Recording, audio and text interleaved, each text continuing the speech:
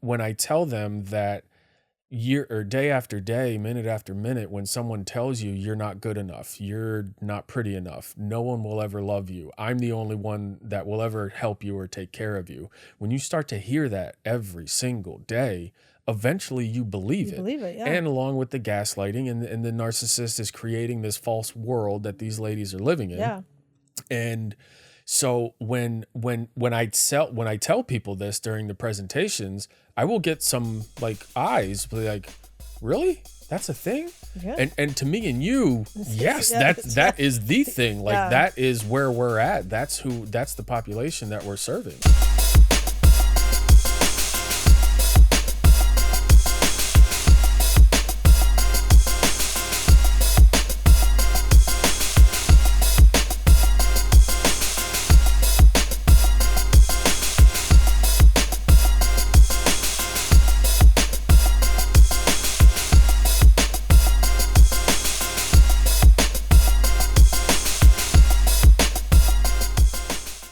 Thank you for joining us for another episode of Break That Cycle. I am your host, Bill Cheney. Today, we are here talking about empowerment through tragedy.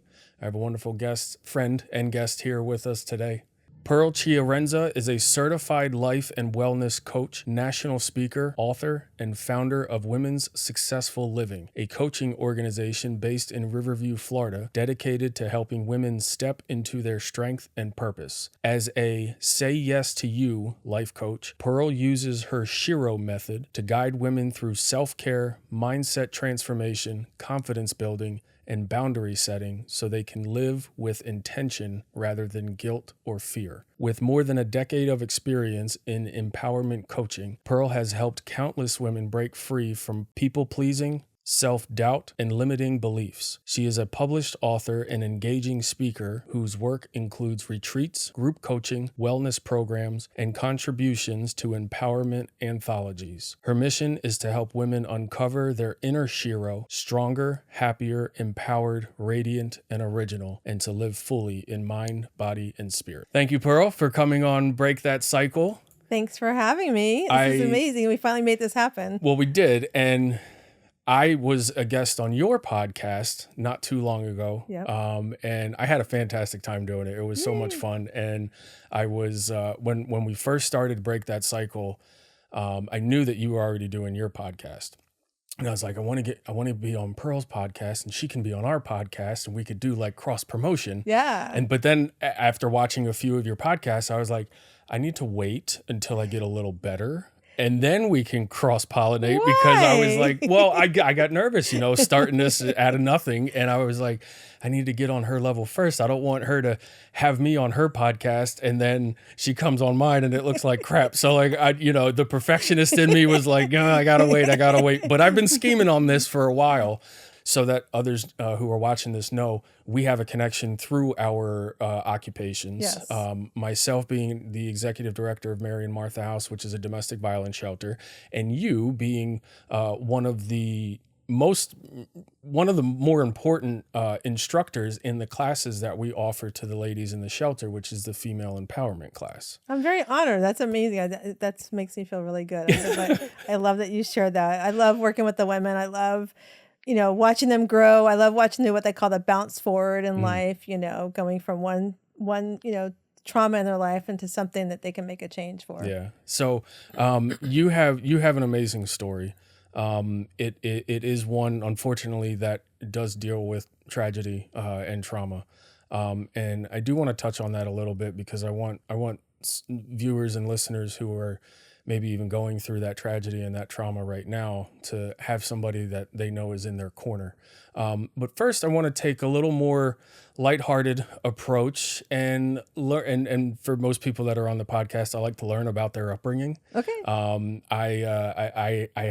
don't even know if it's really a theory, but any therapist that I talk to, they always, you tell them your story and then they're like, tell me about your childhood. And it does, and it all correlates and it comes back to the childhood thing. So What was Pearl like growing up? I know that's how I started our show too. I think it's so that your inner child, I think, can shape who you become. And So for me growing up, I was a daddy's girl. I idolized my father and everything that he did. He did 3 tours in Vietnam. So one time when he came home from one of the tours, he had a mustache and a beard, and I didn't believe it was him. So I had to go in the bathroom and watch him shave it off and believe that was my dad. So, but because he was gone so much, my mom, we got kicked off base back then. So if your spouse went to war, you didn't stay on base. So we would go from North Carolina to upstate New York with my granny and stay there. And those were fun times, fun memories, with my granny. And then once Dad got out of the service, we stayed in North Carolina in Camp Lejeune area. And through we moved to Florida in my sophomore year of high school. But my parents were 2 people who ran away to Tijuana from upstate New York to get married. My mom, as everyone does. Yeah. I mean, that's normal, yeah. Well, the funny story is my dad was actually supposed to marry my mom's best friend. And he picked her up from the shower, and they took off to Tijuana and got married. So, and so I tell my mom, I go, that should have shaped up what kind of life she was going to have with my father. Because unfortunately, we call those red flags. Huge red flag, huge red flag. And my mom being Catholic, she believed that she had to stay with him forever. Sure. So us kids came along. My dad didn't have a faith, so I think it was after my first communion. I don't remember my sister having her first communion. My dad basically told my mother she couldn't bring us to church anymore. So we weren't allowed to go to church. He just had this, I think part of it is because of the war and things he'd been through and things he had. His parents, my grandparents, were divorced. But in his childhood, my grandmother cheated on my grandfather, so it carried over to my father. Because I jokingly tell my husband all the time, if somebody from Vietnam knocks on my door and says they're my sibling, just let them in. They're probably going to be my sibling. So that's kind of how it was. Like, because he was away, my people pleasing started probably in the 3rd grade. Yeah. Because my mom worked full time, she had to support us at home, so I took care of my brother and sister. My brother's the youngest. He's 7 years younger than I am. And my sister's about 3. And so I was in charge of them. And so my parents didn't have money. So when it came time to shopping at the mall, by now they moved us to West Palm Beach, Florida. I was going to school with kids that were, Burt Reynolds' nephew was one of my classmates, and just people who had higher income than what we had. So if I wanted to go shopping at the mall, and back then it was Jordache jeans were the big thing to have, I had to go to work. So at 12 years old, you can't really do too much other than babysit. So I became a babysitter. And I think I also learned a little bit of boundaries that time babysitting, because I also played soccer. Okay. And my coach is who I babysat for. Oh. I was the only junior on the team of the soccer team. So when it came down to the banquet, he lettered everybody in the banquet, and this sat with me forever. And I didn't get a letter. And I was like, so why didn't I get a letter? Yeah. And he said, because you're a junior. And I'm like, what's that got to do with anything? Yeah. So I quit babysitting for him. By then I was old enough to go to work at Winn-Dixie. And I just stick it where the sun don't so I was like, I'm not doing this anymore for you. And I started working at Winn-Dixie. And then I worked as much as I could. Like, I got out of school. My first vehicle, my parents said I had to buy on my own. So it was a moped. I drive myself to work on my little moped. And then I started working full time after school. And so at 17 years old, I graduated high school. And so my parents were like, well, you got to pay rent. You got to continue paying your car payment, because I was buying my car from them. You got to buy your own insurance, and you have curfew. Oh. At 17 years old, I'm like, I'm doing all these adult things, but I have to be, I have to have a curfew. Yeah. So I moved out, got a place up by the beach in Lake Worth, Florida, and I had a blast. I had my parents come over. I had nothing in the refrigerator. It was Mother's Day. I remember that. And I remember my sister, she was always trying to get me in trouble. All growing up, try to get me in trouble. And so they were in a house, and they opened up the fridge, and my sister goes, Pearl has a keg in the refrigerator. I had like a pony keg, right? And we were going to have a party later that weekend at my apartment. And my dad's like, well, as long as I don't get a phone call, I don't care. I wasn't legal drinking age either. So I was like, that's what it is. But it's kind of like, I always was that kid, because I was also the oldest, that had to toe the line. Yeah. I couldn't get in trouble. If I got in trouble, you're the example on all that stuff. Yeah. So those were fun memories. The tough memories were the fact that my parents, if they had an argument, you walked on eggshells. You didn't know why they were having an argument. You didn't understand what was going on. Then all of a sudden it was, everything was okay. Yeah. I never, we lived in North Carolina.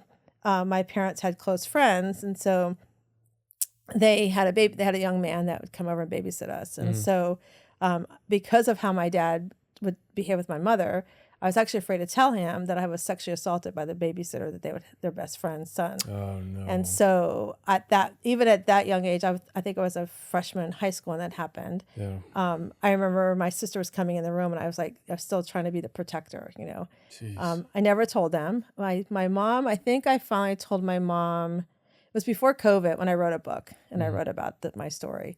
And I was like, I want you to hear it from me. And she was apologetic. She's like, I wish you would have told me. And I'm like, but back then, I mean, I'm 61 years old. Back then, we didn't talk about that stuff. We didn't have the conversations we have today with our kids or anything. So I think that also shaped me with relationships. So between that and then watching my parents, I was like so scared to date anybody. It's just like, I don't want to live that life, but what kind of life do I live?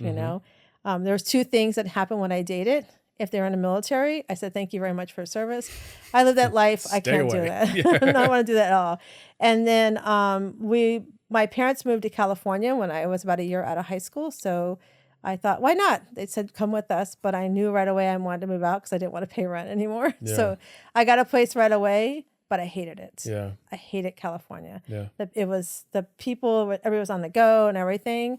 And so I was packed up, ready to move back because I was like, I don't want to do this. And that's when I met my husband. Okay. So, but meeting him, the reason why I bring that up now is that I didn't know how to communicate. So the communication lacking that I had growing up, I brought into that relationship at 19 years old. And so when we would have a disagreement or, something was going on, I would just shut down because that's what my parents did. And so probably 3 months into our relationship, my husband's like, okay, this is not going to work. This is not, and he's Italian. He discusses everything. He's very calm. And then if it just doesn't work out, he might get a little loud, but very rarely. Yeah. And so, one time we had some disagreement on what it was and I was like not talking. So he starts having the conversation for me. I'm like going, I wouldn't have said that to you. That's not what I said. I would have said this. He goes, oh, you do have a voice. Speak, yeah. You know how to tell me how you feel. And I think that started it, and then I had the best in-laws. Yeah. I had in-laws that taught me and showed me what true parenting looked like. Yeah. And they barely knew me because they lived in New York and we were in California. But them, and then when we moved to California, I got to have a relationship with my grandfather. So I was also a grandpa's girl because I was the only grandchild that he saw growing up. Yeah. And so between them and my grandfather, was like, I got to see what communication was like, what real love was like in a relationship. So that's I don't think I knew about the abuse when you were a child. I don't think that we've ever I don't think we've talked about it. Yeah. Thank you for sharing that. And unfortunately, that's not the tragedy that we had planned on talking about. There is more tragedy that came later in your life. Yeah.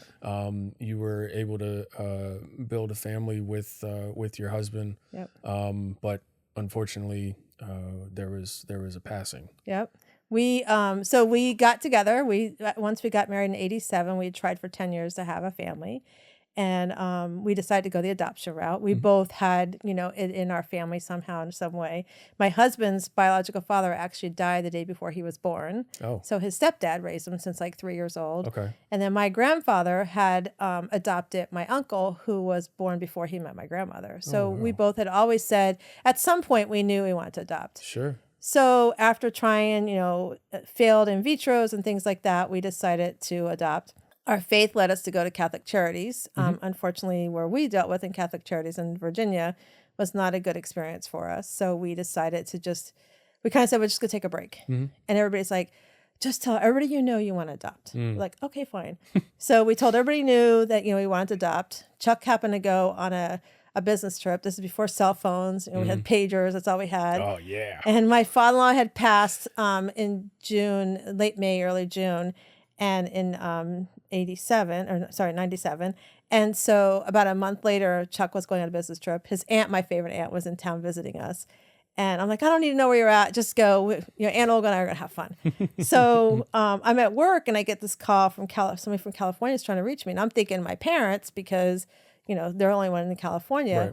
Well, it was an old coworker that had worked with Chuck said, I know this girl. She has this baby. She had picked somebody out to adopt them because Matt was mixed race, but it fell through. And so we came in and we got approved to adopt Matthew. Nice. In California, you can leave within 24 hours of adopting a child. Oh, wow. Okay. But because we're in Virginia, we had to do interstate adoption. Yeah. Well, this boy was growing like weeds. Yeah. And so about a month later, I'm like, I want to get home. Yeah. And so we finally were able to get home, and we adopted Matthew. You know, it was amazing. He was a smart kid. He was funny. How old was he when he was a month old when we picked him up? Yeah. 1 month old. Oh, And wow. we tell him all the time that we picked him up at a dining room because the foster mom, he was in foster care. So the foster mom had to hand Matthew to his birth mom, Shanda. Okay. And then we went to the restaurant and signed all the paperwork that attorney in California gave us. Got it. And so we tell him all the time, I just order you off the menu. Aw. So, but that's who he was. Like, he had a variety of anything off the menu. He could have moments of joy. He could have moments of frustration. Being adoption, you know, he was the only mixed race child in our family and his bio family. Yeah. So while he had all this fun, all this joy, he still had all the struggles of belonging. Yeah. Who am I from? Where am I from? Yeah. And so we never, the funny story about adopting him with my mom was there. She's like, are you going to tell him he's adopted? And I said, Mom, I don't think I can tell him otherwise. Like, you know, we're not in the days when you you kept that secret. I'm like, I think people are going to look and wonder, He's you gonna know. figure it out. So Yeah. like, he has to know. And we always felt like he needed to have that place of belonging. Sure. And so, you know, Matt in 2015, 14, when he was a rising senior in high school, we thought we'd found his birth parents, or birth dad, I should say. I still do this to say, long story short, the guy did a DNA test, but then he said, then it came back. We think he falsified it Oh. because there was just too much resemblance in everything about Matthew and this gentleman. Yeah. So, so we finally we never really told Matt. We just kind of took some hair from him, did it. And then we were like, with a therapist and stuff, we sat down with them. But he still struggled. And one of his struggles was drinking. Yeah. That was one of his coping mechanisms. And so, and finding a place to belong. So Matt had actually gone to rehab. And there was a group in Ybor City here locally. On Saturdays, if you go down there, you'll find them. And I don't mind calling them out. You'll find them on the side of the street trying to flip the King James Bible upside down and say it's all, you know, the man of white color is the bad people. And so one of Matt's biggest struggle from that was the drinking. He came to us one time and he's like, I need help. We're like, okay, so let's get you help. Yeah. And he's like, I don't understand. Like, you're not even asking me, like, what am I doing? I'm like, you need help. He's like, these people want to know, like, what am I drinking? What am I taking? I'm like, they don't know why, but I want to get you help. So he went and he got through rehab, went really well. He actually called us from Texas where he's at and said, hey, Mom and Dad, I know that they were a cult and I'm sorry. And we're like, you had to figure it out, not me. Yeah. And so through all that, he came back and he met an amazing Brittany. And Brittany lived over Merritt Island kind of area. And so he got to be close with her. And she has a beautiful daughter already. And he used to come home and be like, man, I like this girl. But, you know, all these girls who they had kids, the dads were deadbeat dads. And he didn't like that. He wanted to be a strong, you know, person for Evie. So he met Evie and they were doing really well. They were in the process of moving in together. And 2 weeks after his 25th birthday in July 22, he had called Chuck. I was at the beach with a group of French kids that were in town, and they had a fight. And we were like, just come to the house, come chill. But he didn't like to be around people if he had trouble. Sure. So he must have chose to go drink. So he had our car because he worked with my husband in a business that they owned together. Yeah. And he butt dialed me at about 12:20 in the morning on the 25th of July. And I said to my husband, I said, we need to call him back. Like, there's something wrong. Right. So we called him back, and he was in a cooler at a beer shed, and I could tell he'd been drinking, and he knew that I lost my best friend drinking and driving, and it's really important to me to not drink and drive. Sure. So he promised me that he had an Uber outside, and so I didn't believe him. I wanted to check him because I could tell he was very, very drunk. Yeah. And Brittany's like, no, Mama Pearl, your car is not here. He has your car. And so he ended up at a bar in Plant City, which should have never served him when he walked in the door. Sure. And they continued to serve him.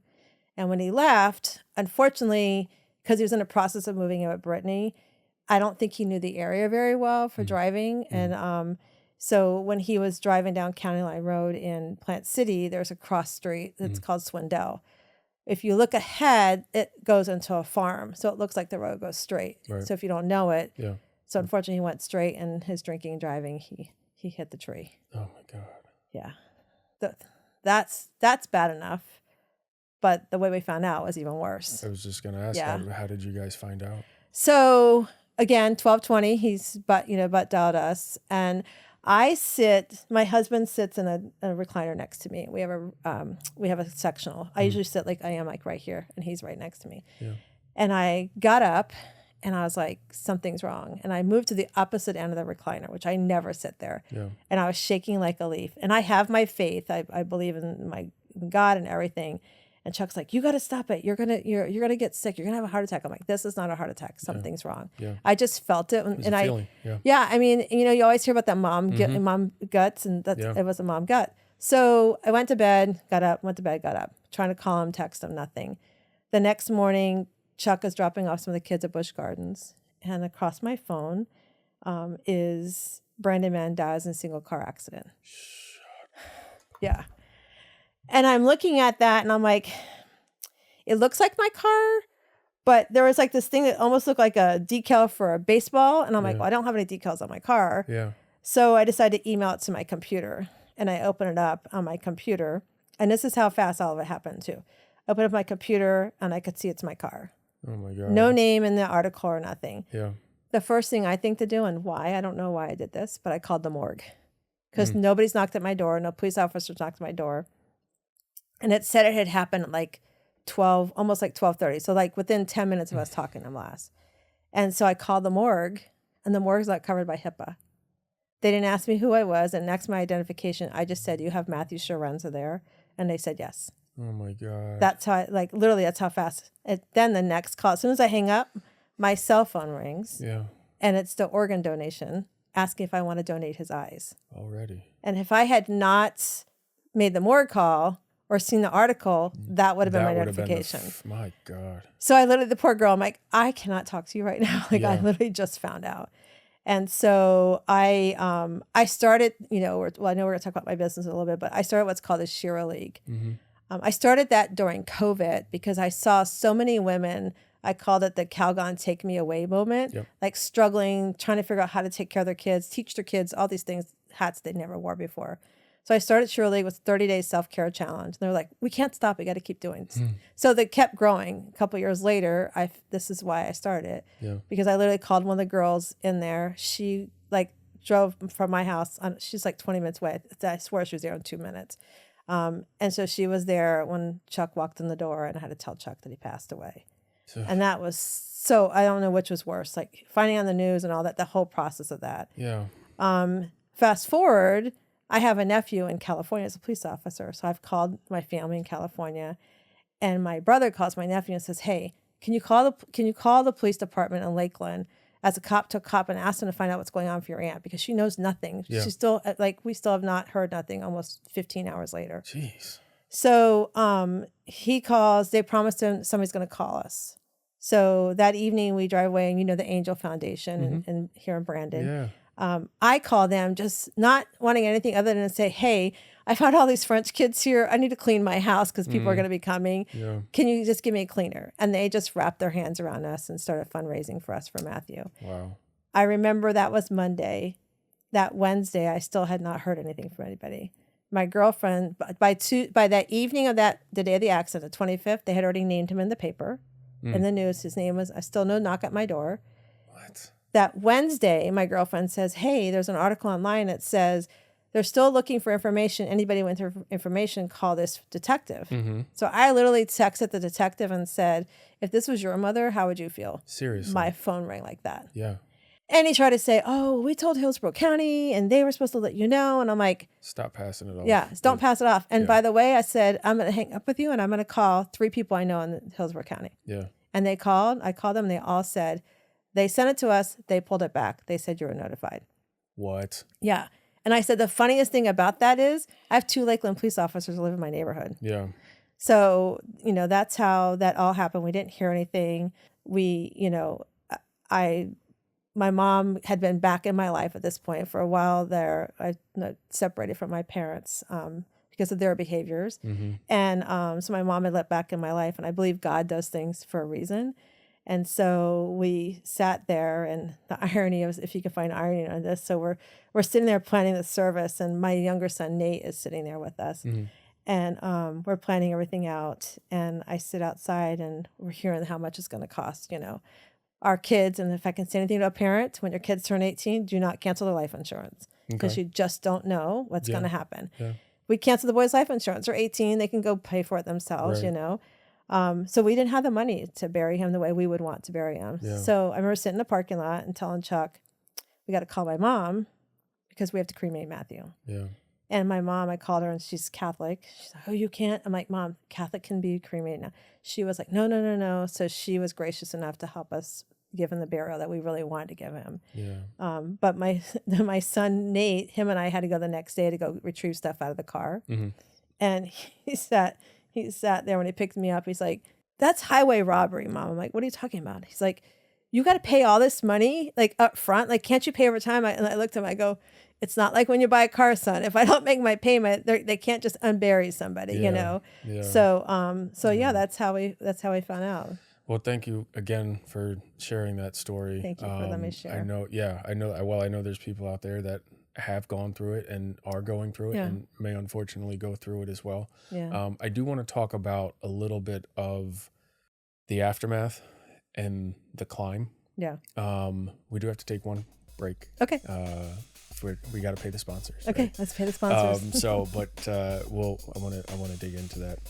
On the other side, Pearl is going to help us understand how to deal with that tragedy and how to move forward in our lives. We'll be right back. But first, a message from our sponsors, Mary and Martha House.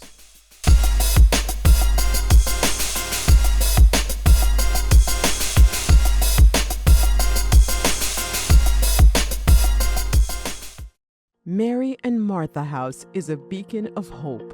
For over 4 decades, it continues to shine brightly and illuminate the path towards a better future for countless women and families in need. Since our humble beginnings in 1982, we have dedicated ourselves wholeheartedly to the noble cause of helping those affected by domestic violence and homelessness.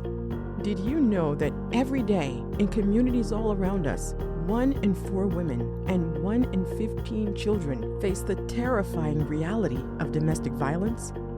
Compassion is the cornerstone of everything we do. We approach each person with a deep understanding of their unique struggles and needs. We foster an environment where respect and appreciation are not just words, but guiding principles that shape our interactions and relationships. Each member of our dedicated team is held to the highest standard, ensuring that compassion guides every aspect of our work.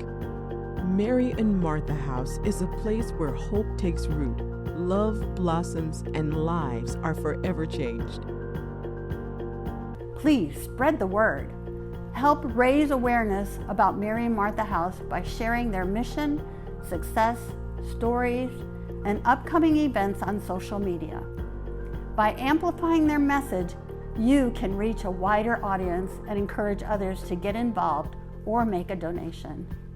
Please remember, even the smallest act of kindness can make a significant difference in the lives of those in need.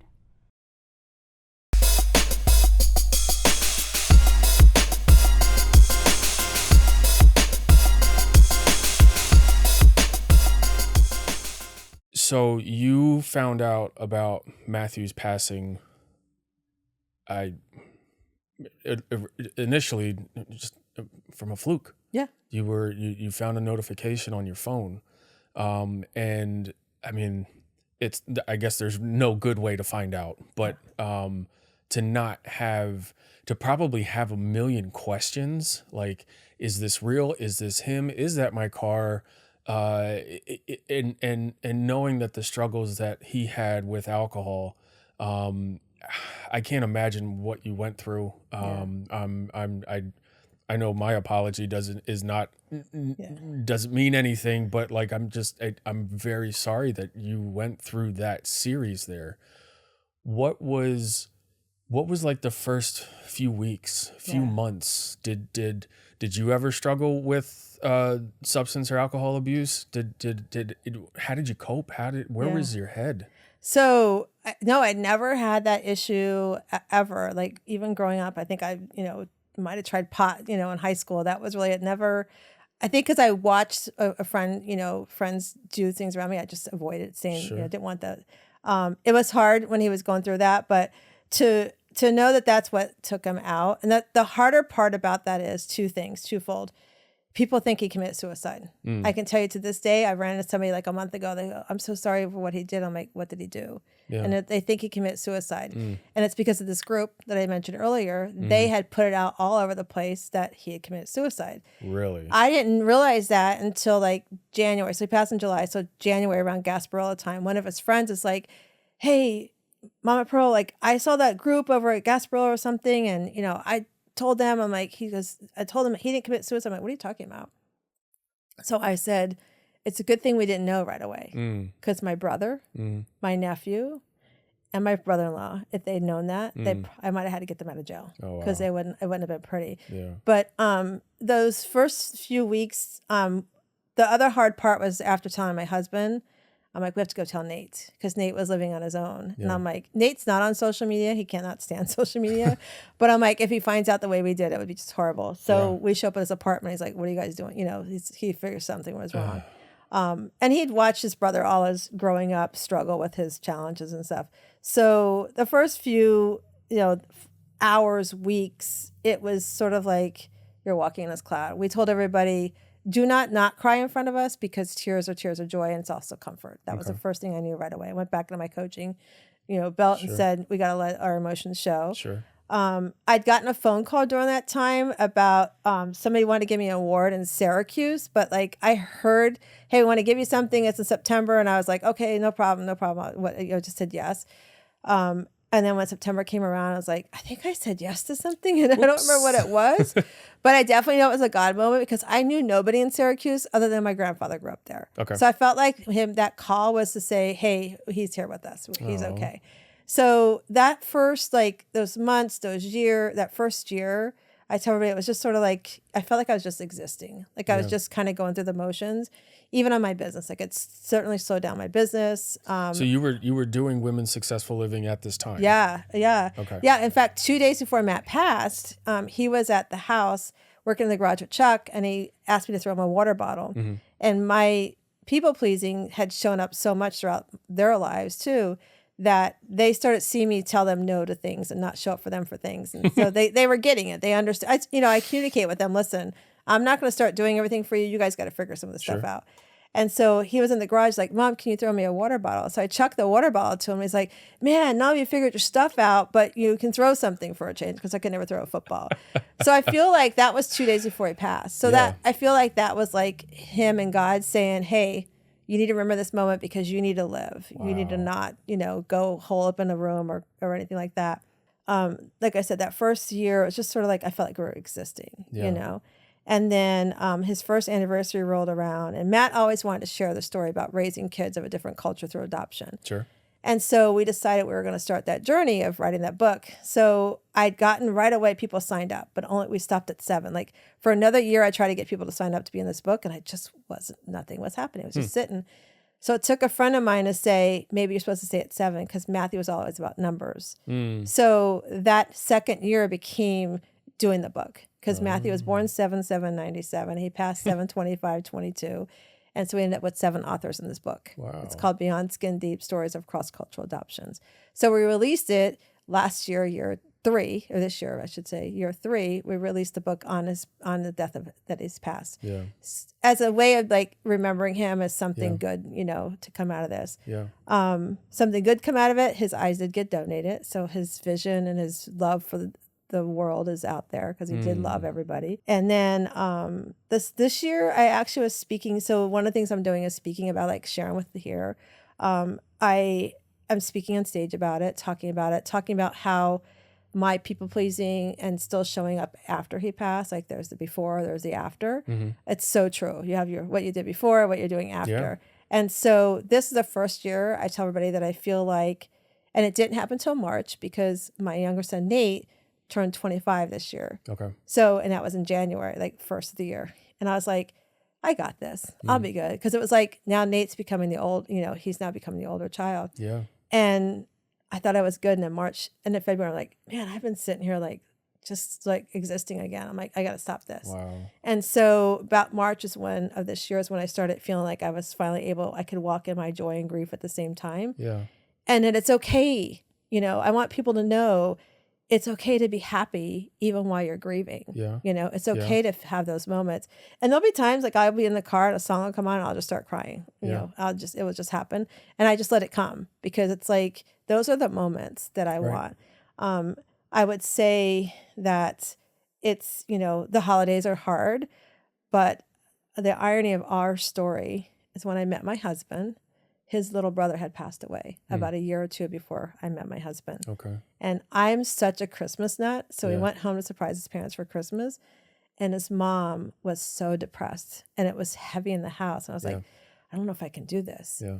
And then here I am all these years later, walking the same path and being like, wow, now I understand, know, and I've actually said to her up in heaven, I'm like, please forgive me. I had no clue. Yeah. But at the same time, I looked to her because after we were there that year, Chuck talked to her about, Mom, we got to live. We have to. And then she really embraced everything. She embraced our kids, embraced, being a grandparent and all of that and living and enjoying life. And so that's what I say you have to do. Yeah. I was just at a funeral I was sharing with you before we came on. There was a young man who passed away on December 4th, Isaiah. He was a host family for French kids that come over. He'd always kept in contact with me. When Matt passed, I think he was in St. Martin or something, he sent me a beautiful text message, and he passed in a car accident on December 4th. He was an organ donor, so they kept him for all his organs. And December 10th is when I think they did the honor walk for Isaiah. And I spoke there Saturday. I actually didn't think I would be able to. I was like, funerals are hard. And this is my third one in 3 weeks I was at. And so, but I spoke there and he had a lot of friends in the room like Matt did. And it reminded me of Matt's service. And his mom, Letitia, was sitting there. And I said, you guys have to remember, because they had a beautiful picture where he was looking at like sunflowers, but he had these glasses on that was, it was like, and it was reflecting in his eyes. Like that picture, that has summed up Isaiah's joy for life. And I was like, we have to find a way to continue living. Yeah. I remember one thing Matt said to us, because Matt had lost. He had friends that had passed away. Sure. He had a friend that committed suicide. He had a friend that had died in an accident, a freak accident at home.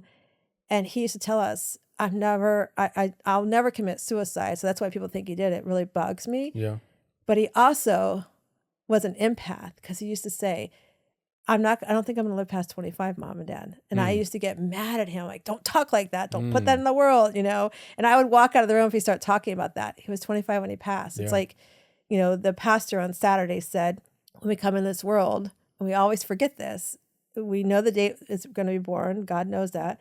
And he already knows the date you're coming back to him. So live life every day. And that's what I said to each of them on Saturday. I'm like, you have to live life every day because you don't know what tomorrow's going to bring. Yeah. And which is why in my coaching, I talk about that too. If you don't live and do something for you, somebody's going to slide into your work job. Somebody's your kids, your family's going to forget how to do laundry and do all that stuff. But if they can't say what they saw you do for yourself, you've got to do something about that. Yeah. And I will tell you, Matt loved life no matter what. He loved football, everything. So we keep rooting for the Buffalo Bills. We keep telling him up in heaven, come on, Matt. But yeah, so I think this next year, I don't know, we're going into year 4 now. I was just thinking about this the other day. I'm like, year 4. Yeah. It's like. Do you still feel yourself just existing at times? Sometimes I do. And what I'm curious about, because as somebody who has just existed at one point in his life, I couldn't identify it until afterwards. Yeah. But you can identify it when you're doing it. Yeah, I'm starting. I think with the first year, I think it really started hitting me that I was recognizing it is when I wasn't accomplishing things in my life, or something at home is unorganized. Like, I'm going to call myself out right now. In August, we had somebody come in. My grief shows up in my bedroom. I will be unorganized in my bedroom. Everything else will be organized. And my husband will say, what's happening on your side of the world? You know, and his side is perfectly organized. My side's a wreck. And so I had somebody come while we're on the cruise and organize that side for me. Yeah. In the past, like leading up to this holiday, I have found, I'm starting to exist again because it's getting unorganized. So that's my identification. That's brilliant. Yeah. So that's when I start knowing. Or if I don't, if I'm like not getting things done in my business I want to get done, like if I'm like, I'm just procrastinating, that's when I know I'm existing. Yeah. Because I'm always a go-getter. I mean, you know me, I'm always on the go doing something. You're everywhere. But if I start like hibernating and not showing up to things, then that's when I know I'm existing. So, and what I do for that is I will usually do meditation. I'll usually journal. I'll make myself go do something. Okay. You know, like even that funeral the other day, I can tell you, I was like, I don't want to go. I got to go. It was in Lutz. So it's so far. You know, it's everything I could think of. Sure. Yeah. But I was like, no, I need to be there for Letitia. I need to be there. Isaiah was there for me. I need to be there for his mom. Yeah. You know. And so that kind of speaks into a little bit when you talk about finding your inner beauty in tragedy is everyone is beautiful.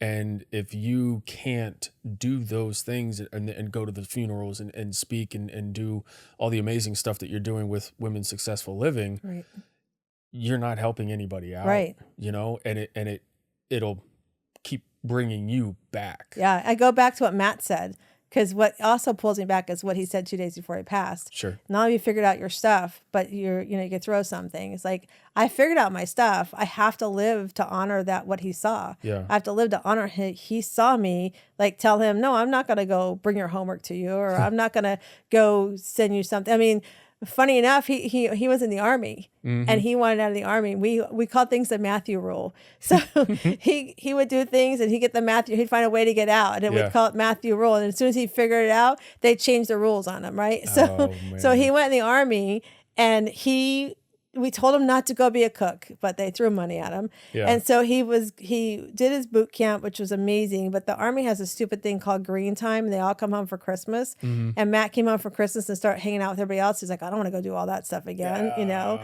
Yeah. So that, you know, looking back, we wish that wasn't the case, because, you know, woulda, coulda, shoulda. But he went to his AIT and to do this cooking training. He was going to graduate top in his class. So I'm at the office one day, I get this phone call. It's an emergency phone call from Fort Jackson from North Carolina. And I'm like, what's going on? And then he's there with the therapist or psychiatrist from the Army. Mom, can you tell them that I used to take prescriptions for something? He wanted me to try to get them out. I'm like, I'm not telling them nothing of the sort, because none of that is factual that I'm aware of. So he ended up saying, he purposely, I mean, he was going to graduate top of his class in cooking, which is amazing because he hated cooking. Yeah. But he purposely failed the PT test so he could get out. Oh, wow. And a month or two after he got out, they changed the rules. You can't get out just because you failed your PT test. I'm like, the Matthew rule. So, you know, those are fun things. That, oh, my God. Going through a tragedy like that. And yeah, I believe that we all go through tragedies. And tragedy is something that we think is very bad, right? But we all have different ideas of what a true tragedy is. Again, like we talked about on your podcast, that word normal. We have to stop normal. Yeah, we have to stop comparing other people to us. But coming out of that, how do you start to rebuild? And do you find that your rebuilding gets any easier each time you identify that you're just existing and you come back from that? Well, that's a great question. So one of the biggest things too with his passing that I had to rebuild from was the race piece. Okay. Because it took 3 of my friends of color to sit me down and go, you know why they didn't show up at the door. They smelled the alcohol, they knew who he was, and they see he had previous DUI that had cleared up. And I'm like, I don't want to believe it. And they're like, you have to believe it, right? And so that for me is really important too, because I want people to know that, you know, even my friends that have kids of color, I'm like, you've got to talk to your kids about, you know, the whole thing, put your hands and all that stuff. So that, you know, I had to get past that too. And to what you're saying is I did audits of, you know, I like to do audits of what I have going on. And I usually, we all do vision boards and stuff like that. So usually October is when I kind of do my audit, which works out really cool because it's, a few months after his anniversary. It's after my retreats I do every year. So it's a good time to audit. What do I want in my life and in my business for the next year? And so the first year that he passed, the audit was just like, you got to put your bootstraps back on, Pearl. You got to start stepping into your business, right? And so I did that was with the retreat, the retreat that we did. And then this year, fast forward, is been about me getting back into my business. Like, because I want to touch more women. I really want to make more differences. Sure. And I'm going to start getting certified in grief coaching as well. Okay. Because I feel like that's a piece that I can add, especially for the moms. Yeah. I mean, I can relate to my husband, in that respect, but I don't coach men now as is. It's just not something I want to step into. But I think right now, like doing an audit of what I'm doing to help me get back on track, and then also auditing what's happening at home, like checking in on Chuck, how's he doing with things? Like yesterday was his birthday, and I knew that, it was a tough day because Matt's not going to be there. We just had Thanksgiving, and we had our first Thanksgiving with my son's in-laws, and coming home from that, it was the reality of going, wow, this is what he's missing out, right? So checking in with him is part of my audit I do at home as well. Right now, I just finished doing my business audit and going, so when you start a business, get a really good business coach, but make sure they know what they're doing. And if you are into your business, you hire a business coach, make sure they know what they're doing, have you go do an audit. Yeah. I never had a funnel. I never had a system. I just sort of like word of mouth, here it goes. Yeah. If you come into my world, it didn't lead you down anything, right? Yeah. So I'm doing that. We got the pre-edit of that yesterday. So it looks really pretty. So I'm really excited about that. So, stepping more into things that I wanted to do 4 years ago when Matt first passed, that I kind of had put on hold, so doing that. And then I want to touch on the audit. That's brilliant. Yeah. So you actually treat your mind like a business and you audit yourself on an annual basis. Yep. Where did you come up with that? I don't know, actually. It just was like, I think became when I did the Identity and Destiny course. So I used to just do health and wellness coaching. Sure. And so people would come to my office and they're like, hey, I had this cupcake, and I coach on a really strict program. We weren't allowed to have any fats, fruits, or carbohydrates. Oh, so count me out. It was hard. It was hard.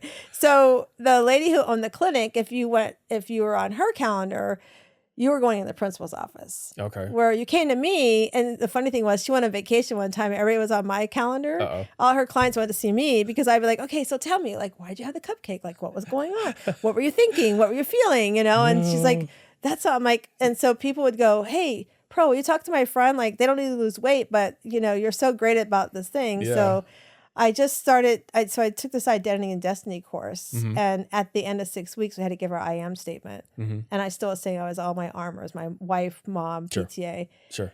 And so that's when I was like, I got to figure this stuff out. Yeah. And I hated my name growing up. My maiden name was Nap. Yeah. So I was short. So I was Pearl Harbor, Pearl Go Take a Nap, Mini Pearl. I'd come home, Mom, can I please change my name? It's 3 generations old. You're not changing it.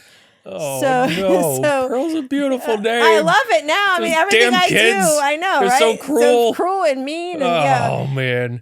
And very unoriginal. Pearl Harbor? Come on. I know. Come on, guys. It's Do so better. Crazy. Do better. So I did the audit then, was like, I got to figure out who the heck I am. Because my friend also said, you still talk about Matt all the time. What about your son, Nate? Yeah. So I realized how much Nate was in the shadows of Matt at that time. I realized how much I was in the shadow of him, everything I was doing. Yeah. And I just started on this journey of figuring out who I was. And I found a rock one day on the ground, and I picked up, put it in my pocket, went into an event, and somebody's like, can you help with this such and such fundraiser for dogs or cats? I remember it was animals. Okay. And my hand hit my pocket. I was like, no, I can't do that. And I was like, I've got nothing but rocks. I was like, oh, they're still talking to me. I didn't get struck by lightning. Yeah. So at that point, I went home. I was like, okay, I got to make a change. And I think that's when the audit started. Wow. Is I started moving the rock 3 times a day by saying no to something. Okay. At the end of the night, had I not said no to something 3 times, I had to call, text, or email somebody. That was my commitment to me. Okay. So I think the audit came from that, like auditing, what am I doing? Where am I showing up? What am I not doing right? There's things in my life right now I still don't do right. They carry from my my mom and dad, Sure. financial wise, like Sure. not making good financial decisions. You know, I'm going to call myself out on that, be honest with that. But I also live with an auditor at home and a CPA, so he's always on me. Yeah. But so I think that's where it comes from. My word next year is streamlining. So I really, the past, probably since September, August timeframe this year, I've been going through and like looking at my CRMs, Yeah. you know, what am I paying for? I have my podcast and all those different things I'm doing. Yeah. And to believe it or not, we forget to look at what we're doing and who all our subscriptions. By the time I finish up doing all what I'm doing right now, I will save almost $1,000 a month. Dang. That's because I had all these systems all over. Yeah. But I finally found one, which I go back to the coach. I wish I would have had a coach that said, you need one system, not all these 10 different systems. Sure. They need to talk to each other. Yeah. And so that's what I'm doing is those streamlining, Nice. all that. So I think for me, you know, auditing is best in October. Okay. Because we get to January. I mean, how many people? Okay, so we just were talking the other in the room with Stacy. It's Christmas. Pretty much nobody's doing it the next 10 days, Yep. right? We're just before the holidays. January's going to roll around. You're gonna start probably January 7th thinking about your vision because you got to catch up and get out of the fog of the holidays. Yep. And by the end of January, you're going, man, I'm not doing anything I want, so you're going to quit. Yeah. Yeah. Yeah. Yeah. But if you start October, you've got 3 months, and during the slow time, you can be like, I'm going to work on some of that stuff. Absolutely. It's kind of quiet, and that's where that just kind of. No, I think that's brilliant. I Yeah. mean, I think you have opened up my eyes to something that I can definitely use myself. Yeah. In fact, I might need a monthly audit. It's I good just, to do a monthly audit, though. I'm over the, you know, at times I'm all over the place. Before we started recording, I was telling you about, you know, a new venture that we want to undertake. Right. I'm beginning to write a book. Like I have ideas and I can't control myself. I just get so excited. Yeah. So that I'm definitely going to use that. And Yeah. I would recommend that for anybody because, Yeah. you know, and it doesn't even have to be business related. It could be personally related. Like what's something that you wanted to accomplish this year that you weren't able to? Let's put that on for next year. Let's, you know, what decisions did we make that didn't allow us to see those things through?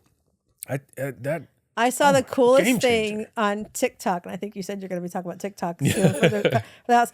There was this couple, they were going on a retreat, their marriage retreat. And I'm like, oh, they're going to go on a marriage retreat. It was just the two of them going away for 5 days, Yeah. talking about their year for the next year. They had a whiteboard and everything, talking about everything they want to accomplish. I'm like going, that is such a cool idea. Like, that is pretty cool. I never did that in mine. We just talk Yeah. about goals, but like they mapped it out and everything. I'm like, that is such a cool idea. Yeah. So I'm thinking about how I'm going to do that with my husband. Oh, very cool. Yeah. So I want to get into women's successful living. We do have to take one more break, but before we go, I want kind of a parting message. Somebody out there who may be listening or watching, who is and it could have been a tragedy from or a loss from any point in time, because we all grieve differently and that process looks differently lengthwise for everyone. What advice or comfort rather can you give somebody who's really in it right now, is just existing? Right. What comfort can you give them moving forward? Well, I know it sounds crazy, but like I will tell you, my friend Lisa Nichols, she actually sat with us when Matt passed. We were really good friends. I wish we never met. She also lost her son, and she worked at the funeral home we were at with Matthew. So she started a group called Jacob's Ladder, and so I go to that group, and so I'd say find some sort of group or support group would be number one. Okay. Don't worry about if you're going to cry in front of them. They're crying too. The other thing I would say is do something in their memory. So find something you can do to honor them, something they said or what that might be. But just know that you're still going to get up tomorrow morning. You're still going to miss them. You miss them every single day. It's never going to go away. And you just have to give yourself grace that however you grieve. And nobody, and if anybody's listening and has done this, nobody should tell somebody else how they can grieve. Sure. Nobody should say, get over it. And if somebody tells you get over it, tell them, I'll see you later, alligator. The one thing that we do, because birthdays are hard, when they come around, because especially Matt's is so close to when he passed. Yeah. We go to Publix, and this is Lisa's idea. She gave it to me. I do a pay it forward birthday cake. Okay. I go to Publix and I said, whose birthday's coming up? Now Publix gets really crazy. I'm like, I don't want the person's name. I just want to know who it is. Give me the receipt so I can go pay for it. Yeah. I pay for the cake. I get a card to the parents to wish them a happy birthday. And then I buy flowers for the mom and just ask them to give it to them. So do something that helps you remember them, Yeah. that's, a blessing. But I would say that there's no rule on grief. There's no getting over it. And if you are somebody that doesn't know what to say to somebody that's going through it, just say that exactly. Yeah. I don't know what to say, Yeah. but I'm here for you. Because those are the best words. Like somebody said, I didn't come around because they didn't know what to say. I said, I wish you would have come around and just said that. Yeah. Because also check on them. Like I had a friend who 3 weeks ago, she lost, a month ago, but 3 weeks ago was her son's, he was older's funeral. I texted her on my way here. Hey, this is when it gets quiet. Yeah. I'm here for you. Wow. So just check in. Talk about not being afraid to show your tears. You got me over here choked up, ready to cry over that. It's so simple. Like the Publix thing. It's so simple, but it brings you a certain comfort that wouldn't come from anything else. It's oh my God. Yeah. We got to take a break before I start bawling on here. Okay. I got Bill crying. Yeah. I think that might be a first on the podcast. I don't know. On the other side, we're going to be talking to Pearl about her organization, Women's Successful Living. We'll be right back.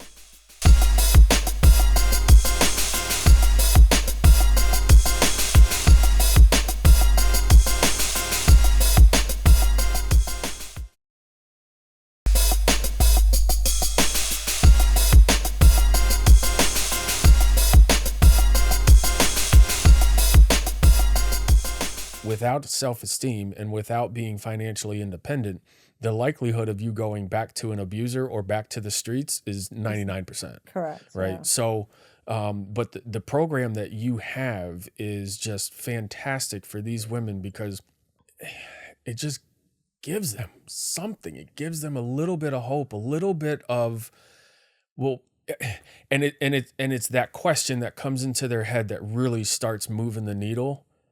Maybe I am worth it. Yeah. And that's something I love about your program with them is because it really drives that home to let them know that, yeah, you are the main character in your play. Yeah. And you need to start acting like it. Who's the young girl right now that's pregnant? What's her name? Don't say names because we're rolling. Oh, sorry. There's a young, so she's over there. And we were talking about the relationship and I'm like, just because a baby's here does not make it change. Yeah. Just because there's a child does not change. It might temporarily change it, but they're going to creep up. Oh yeah. It's going to come out of nowhere. So yeah. When I do speaking events and I'm telling people about Break the Cycle, which is the program that we have at Mary and Martha House that you're a part of, and I tell people the different arms or fingers as we call them. So we have 6 different fingers on that hand, on the Break the Cycle hand. And you and the financial literacy are the 2 mandatory ones because of everything I just stated. When I tell people that self-esteem is non-existent when our ladies come into shelter, they could kind of understand that.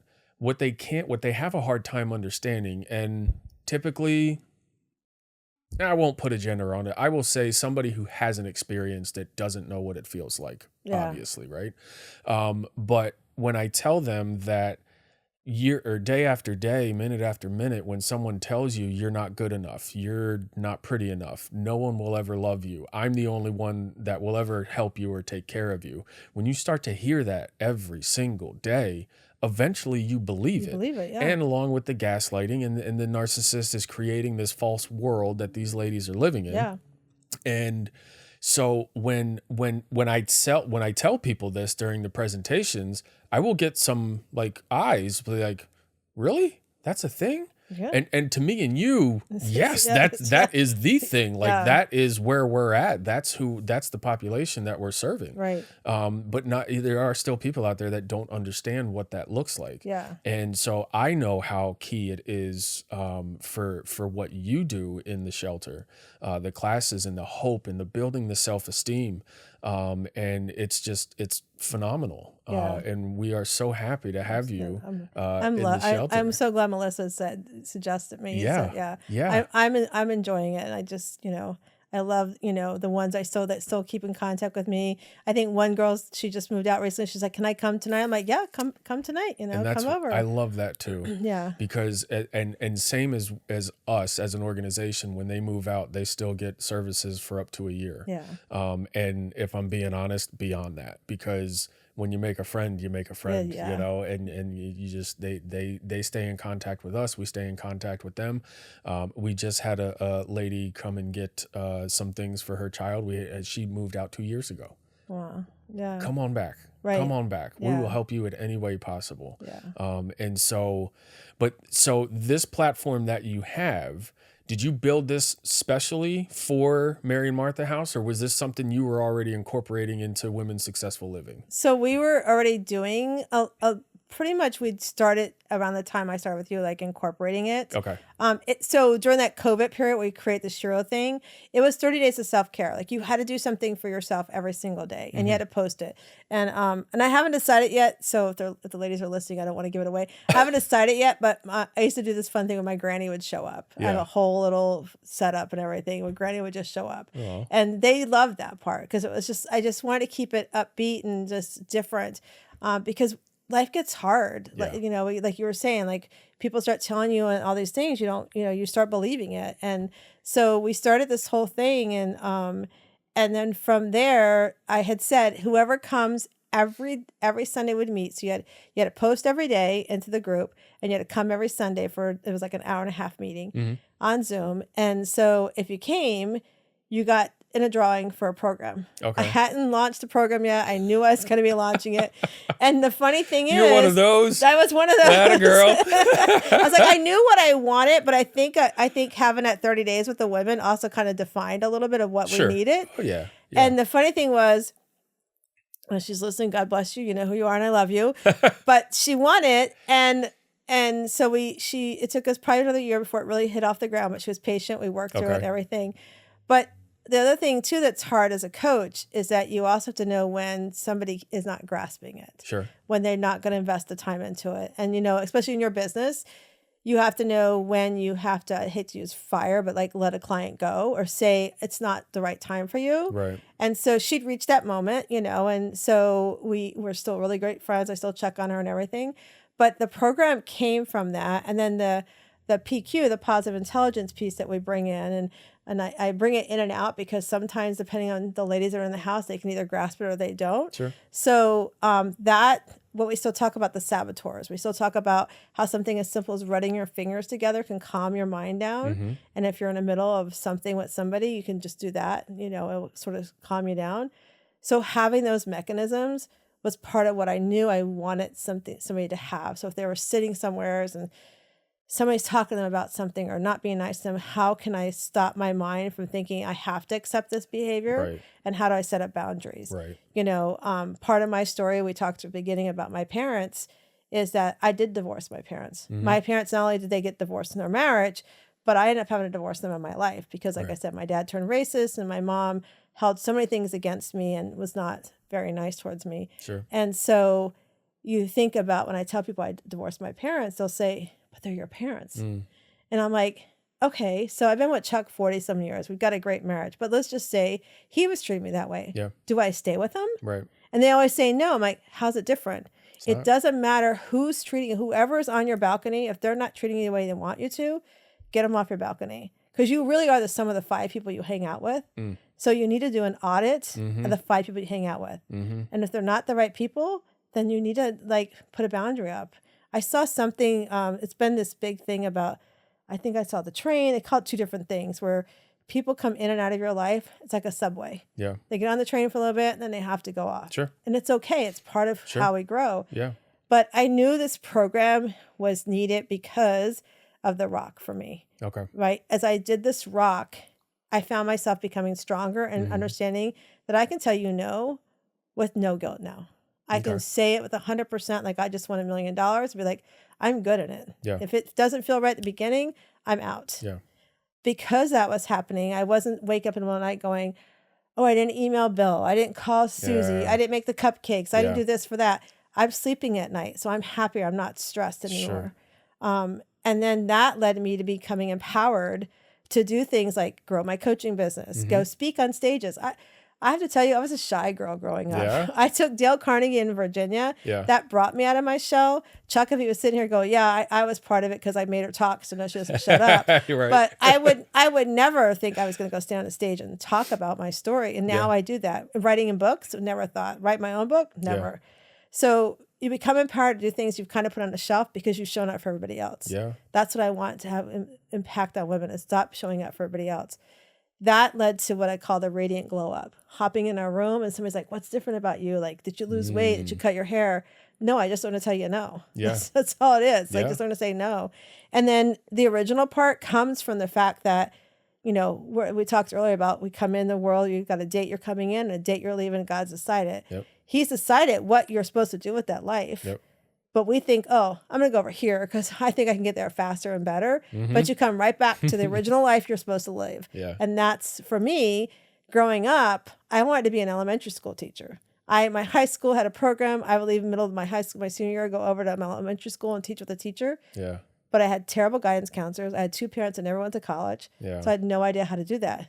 So I jokingly say, I'm coaching all those women that I would have had in elementary school. I just get them older. Yeah. So that's where the programs led to. Now my goal is to go after that high achiever woman. I feel like I've kind of made a good impact to that I don't like the word stay-at-home mom, that CEO mom who's running the household. Yeah.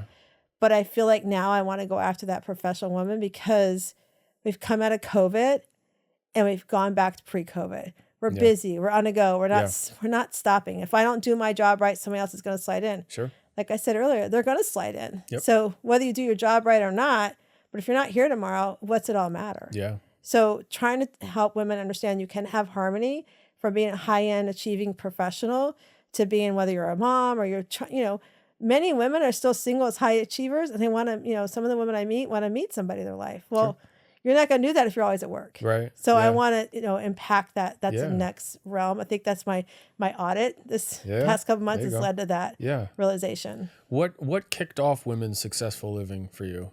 It was the people pleasing. Yeah. Realizing how many people were doing it, and having all those conversations from people who didn't need to lose weight but wanted.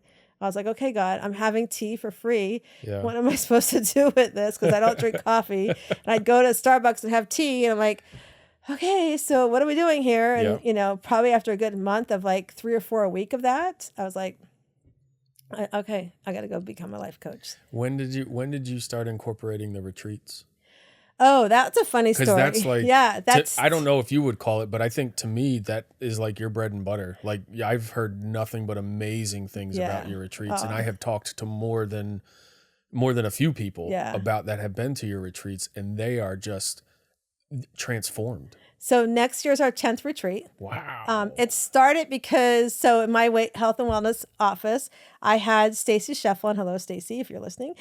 She was coming to my clinics for health reasons. Mm-hmm. And I had a couple of her models from the QVC network that were coming in. And she's like, hey, we're doing this women's leadership live thing in Texas. And it was Debbie Saviano, who's from Texas. Linda McMahon, who's actually works in Trump's cabinet, and then Stacy, who are all doing this thing where they're bringing high achieving women together and having this big all-day, 2-day event. She said, will you be an ambassador? I'm like, sure. Yeah. So that meant I had to run a table. I'm like, okay. So I got to come to the event for free and doing that. I sat in that room, probably 500 women in a room, and I'm like, this is great. And it's kind of funny. I just told you I want to go after higher achiever women, right? Yeah. This is great. But what about the everyday mom like me sitting at home that can't come to something like this and this doesn't resonate with me? Yes. What do I do with it? So I said to Stacy, I want to do something. And so I'm going to do a brunch. So Stacy came and spoke at a brunch. We did it on a Saturday. And she pulled me aside. She's like, you need to do pajama retreats. I'm like, pajama retreats? What the heck are you talking about? And so that August, we did it at Little Harbor. When Little Harbor, I think you and I talked about, you were at Little Harbor. Yeah, I worked there. So we did it over there, a 2-day weekend event, come and go. And then we decided we want more connections. So I decided to have it at a house.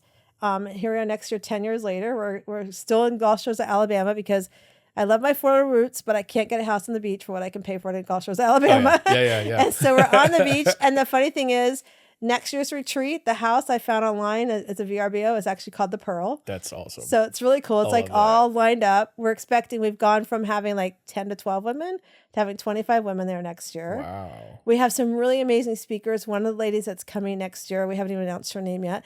Her story is how she was raised, very abused, and that abuse of how she was raised, she brought over to her children, and how one day being home alone with her child and the harm she was bringing her child, she walked out and said, I never want to do that to my kid again. And her life changed. Wow. And I spoke on stage with her in October, and her son was sitting in the room with her and was so proud of her. Wow. So she's speaking at our event. And so our retreat's transformational. Yeah. We've had women come in that have owned a business and closed a business and went to go make soaps.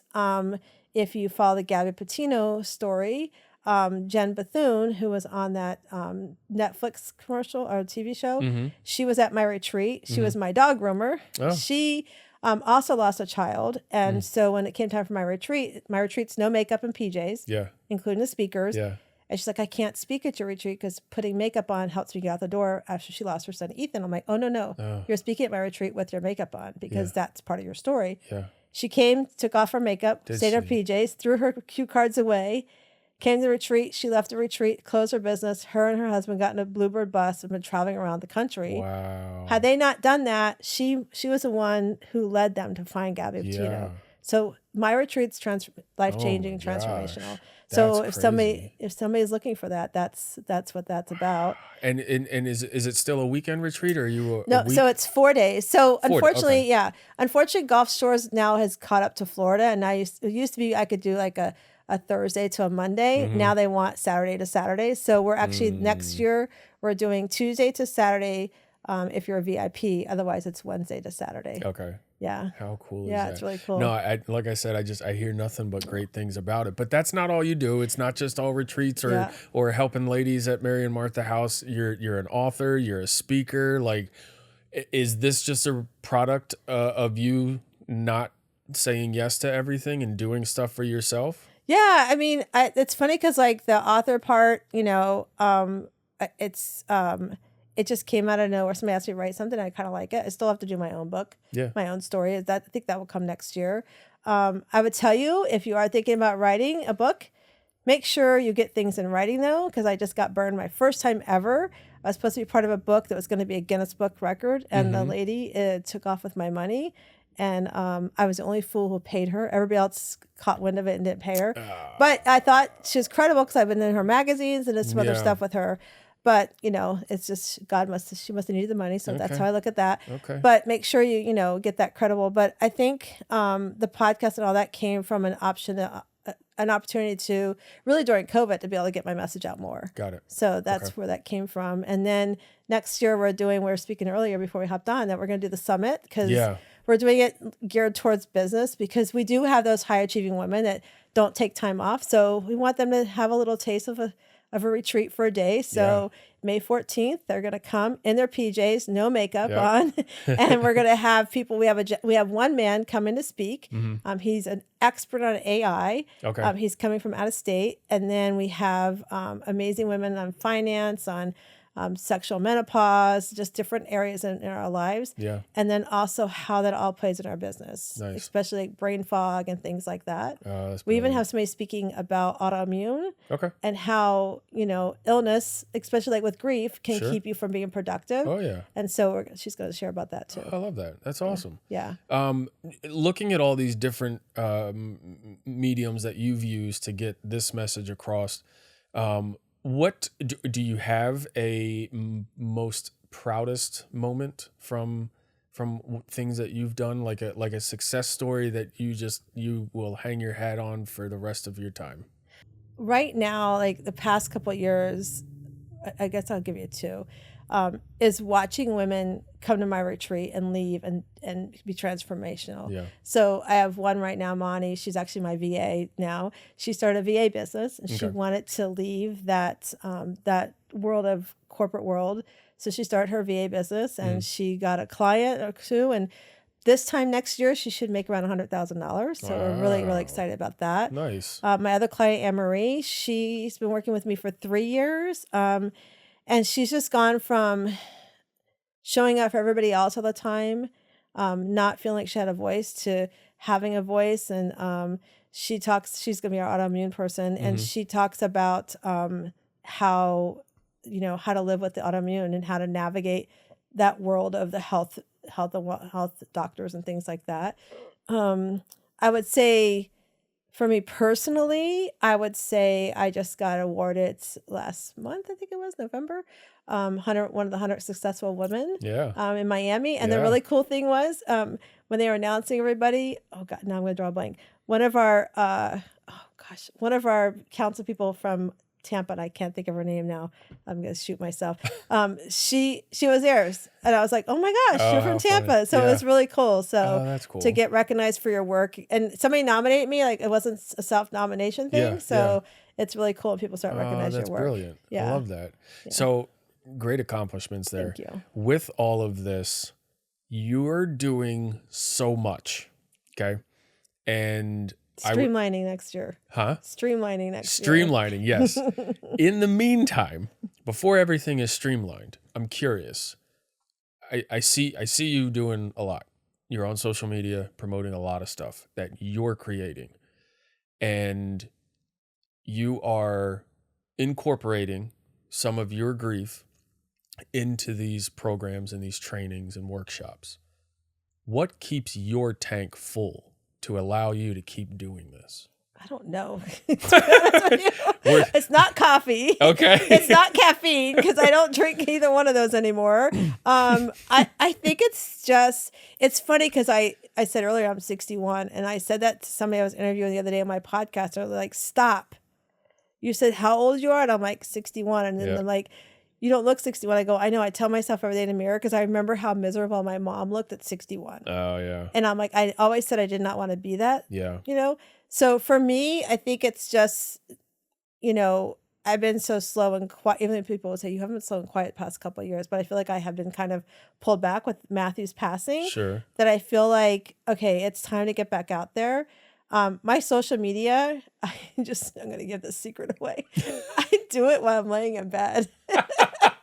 I have all these, like if you're listening, take videos of everything you do. Like I had a social media girl for a little bit, and she's like, video this. I'm like, video of my feet walking into something. Yeah. Opening a door. As if it sounds stupid, just video it because you never know when you can use it. And I literally will I'm an AI chat GPT girl. I go in and say, give me this, give my content creation. I go to that day, find it. And I literally sometimes in the morning before I get to bed, I'm like putting my post up there. Wow. So I don't have a system. That's probably a bad system. Content creators are like, what is she doing? But that's my She's breaking all the rules. That's how I get it done. I'm not somebody like when I first get up in the morning, I'm that person that has to scroll on my phone sometimes. So that's what I do. So it's productive and not wasteful time spent. Yeah. So I do that. My cousin in California, she was here right now. She never stops. I don't know what it is. I'm just an energizing buddy. And I have that energy. My mom's family, my mom is 81.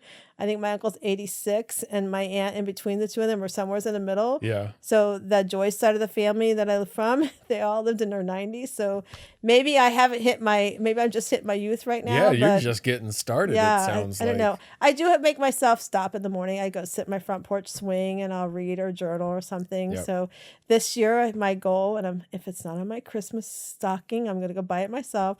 My friend Natalie told me about a book, Learning the Bible in 365 Days. Oh. As a Catholic, they never taught us how to read the Bible. No, it was read for you. Yeah, and you never learned how to just talk with God. I would tell my friends, gosh, you just did that so. She's like, just talk. I'm like, it feels so uncomfortable. But then I got to go to a confessional, and then I got to, yeah. So that's my goal for next year, and that will help me kind of slow down. And one of my goals is to be more connected in my faith next year. Very cool. So that should slow me down some. So if there's anybody out there listening and wants to see what you're all about, Women's Successful Living, how do they get plugged in? They can just go wsliving.com. Or wsliving.com, as I say. I think that comes from some actress. Did you not think that out when you were putting? Well, I didn't think that one out. Or you can just find me all over social media under Pearl Chiarenza. Or like you said earlier, if you look up Pearl Knapp, you'll find me too. But. Okay. Real quick before we go, I want you to look into your camera. For anyone who's watching on YouTube, any lady out there that you just want to give a little bit of motivation to, and maybe something like from your retreat, something to give them some hope that they can get through. You really put me on the spot here. We have time. You can think about it if you'd like. I'll wait. I'm not going anywhere. What would you say to somebody who's just looking for a little bit of hope? I think I would put it like we did earlier. We're not promised tomorrow. Like, truly, you're not promised tomorrow. So if you're sitting there and you're tired, you're exhausted for showing up for everybody else, it's time to say yes to you. And it's so simple. You just start with your joy list. Find 10 things that bring you joy and just start with the joy list. I love that. Yep. I love that. Pearl, thank you so much for coming out fun. and doing this podcast. So when I was doing research on your podcast, I did notice that there was only one other male that had done an episode. And so before you opened your episode, I thought to myself, well, this is kind of cool. She doesn't really ask dudes to come do her podcast. And I was feeling myself for a little bit there.